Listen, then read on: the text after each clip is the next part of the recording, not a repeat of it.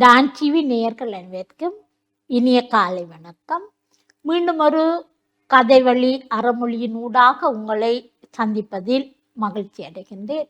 இன்று பெரிய வீடு என்ற தலைப்பிலே ஒரு கதையொன்றை உங்களுடன் பகிர்ந்து கொள்ளலாம் என நினைக்கின்றேன்.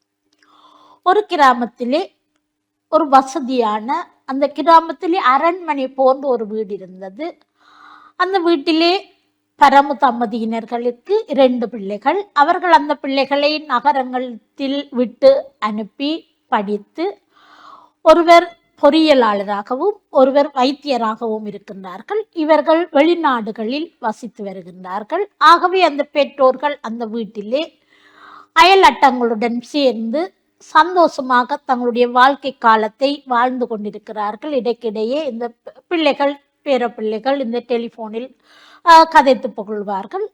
மற்றபடி அந்த ஊர் அவர்கள் எல்லாம் அவர்களுடன் மிகவும் அன்பாக இருந்ததால் இவர்களுடைய வாழ்க்கை சந்தோஷமாக இருந்தது. ஒரு நாள் இவர்களுடைய மகன் டெலிஃபோன் எடுக்கிறார். அப்பா, நானும் தங்கச்சியும் சேர்ந்து கதைச்சு ஒரு முடிவுக்கு வந்திருக்கிறோம்.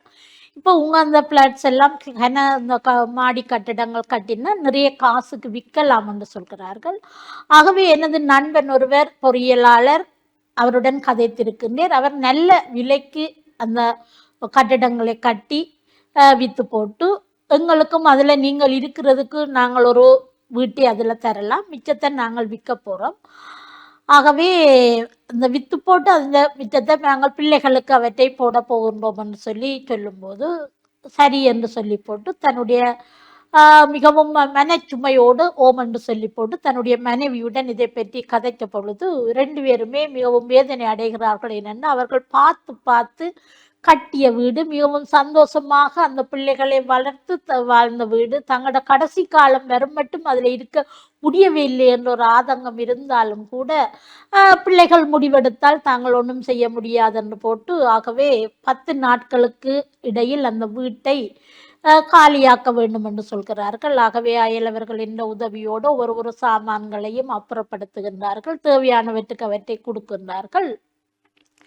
இதுபோடு இருவரும் சரியான கவலையோடு இருக்கும்போது இவருடைய நண்பர் ஒருவர் வருகின்றார். அவர் சொல்கின்றார், அவருக்கு பிள்ளைகள் இல்லை, நாங்கள் அடுத்த மாதம் தொடக்கம் முதியோர் இல்லத்தில் போய் வசிக்கலாம் என்று இருக்கின்றோம் என்று கூறிய பொழுது அவருடைய அந்த முடிவு இவருக்கும் சொல்கின்றார். அப்போ அவர் சொல்கின்றார், நாங்களும் முதியோர் இல்லத்துக்கு உங்களுடன் வரப்போகின்றோம் என்று சொன்ன போது, நாங்கள் தான் பிள்ளைகள் ஒருத்தரும் இல்லை, பார்க்குறதுக்கு ஒருத்தரும் இல்லைன்னு போகிறோம், நீங்கள் இந்த பெரிய பங்களாவை வச்சுக்கொண்டு இவ்வளவு வசதியோடு இருந்தோண்டு ஏன் முதியோர் இல்லத்துக்கு வருகிறீர்கள்? என்ன இல்லை, நாங்களும் வர விரும்புகிறோம் என்று சொல்லிவிட்டு இவர் மகனுக்கு அடுத்த நாள் போனில் சொல்கின்றார், அப்பா, இந்த மகனே, நாங்கள் முதியோர் இல்லம் போகலாம் என முடிவெடுத்திருக்கிறோம் என்று. அந்த மகன் எந்த வித சலனமும் இல்லாமல், அப்பா நல்ல முடிவு, நீங்க போய் முதியோர் இல்லத்தில் இருங்கன்னு சொல்கின்றார்.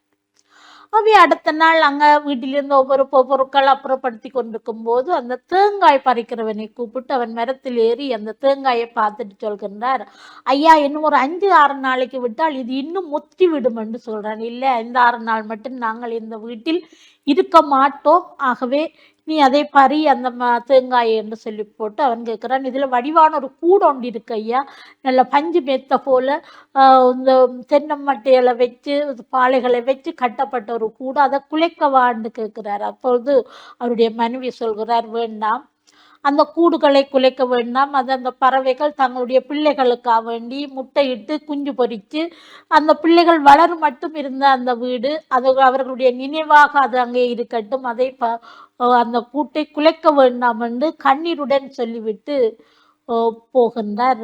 போய் அந்த துன்பத்தோடு போய் அவர் அந்த தன்னுடைய ரூமிலே படுத்திருக்கின்றார்.